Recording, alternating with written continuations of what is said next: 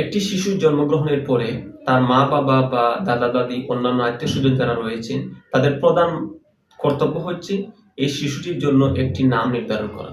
নামটি তারা ১ম দিনও রাখতে পারেন অথবা শিশুটির বয়স যেদিন ৭ দিনে পূর্ণ হবে সেদিনও রাখতে পারেন। তবে নাম রাখার ক্ষেত্রে গুরুত্বের সাথে যে বিষয়টি নিশ্চিত করতে হবে সেটা হলো এই নামের একটি ভালো ও সুন্দর অর্থ রয়েছে কিনা। রাসূলুল্লাহ সাল্লাল্লাহু আলাইহি সাল্লাম একটি হাদিসের মধ্যে বলেছেন, ইন্নাকুম তুদআউনা ইয়াওমাল কিয়ামাতি বিআসমাইকুম ওয়া আসমাই আবাইকুম ফাহাসসিনু আসমাআকুম।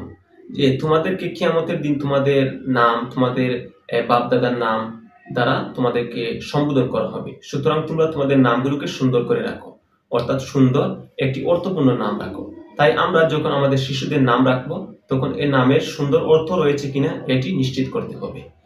আল্লাহ সুবহানাহু ওয়া তাআলার কাছে সবচেয়ে প্রিয় নাম হচ্ছে আব্দুল্লাহ ও আব্দুর রহমান। মুসলিম শরীফের একটি হাদিসে রাসূলুল্লাহ সাল্লাল্লাহু আলাইহি সাল্লাম বলেছেন, ইন্না ইন্না আহাব্বা আসমাইকুম ইলাল্লাহি আব্দুল্লাহ ওয়া আব্দুর রহমান। তাই আব্দুল্লাহ ও আব্দুর রহমান চাইলে আপনি রাখতে পারেন। এছাড়াও কুরআন শরীফের যে নামগুলো রয়েছে বিভিন্ন নবীদের নাম, সে নামগুলো রাখতে পারেন, যেমন ইসমাইল, ইব্রাহিম, ইসহাক, আইয়ুব, ইউসুফ ইত্যাদি প্রায় ২৫ জন নবীদের নাম রয়েছে কোরআনে। আপনারা চাইলে তাদের নামেও আপনাদের সন্তানদের নাম রাখতে পারেন।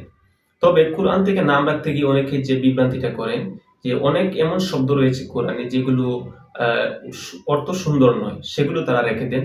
আর তাদের যুক্তি হচ্ছে এটা যেহেতু কোরআনে আছে তাই রাখা যাবে।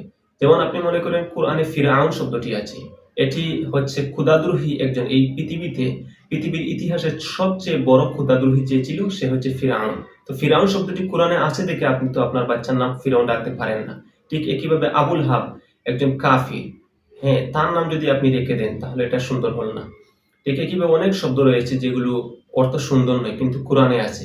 তাই কোরআন থেকে যখন আপনি নাম রাখবেন তখন এটা অবশ্যই নিশ্চিত করতে হবে যে শব্দটি কি অর্থ প্রদান করছে। ভালো কোনো আলেমের সাথে আপনি অবশ্যই পরামর্শ করতে হবে। আবার অনেকে যে বিভ্রান্তিটা করে নাম রাখতে গিয়ে, ইউনিক এবং মডার্ন নাম রাখতে গিয়ে তারা বাচ্চার এমন নাম নির্ধারণ করেন যে নাম দ্বারা বোঝা যায় না আসলে এই নামটি কোনো মুসলিম নাকি কোনো অমুসলিম বাচ্চার নাম। এক্ষেত্রেও আপনারা সতর্কতা অবলম্বন করবেন।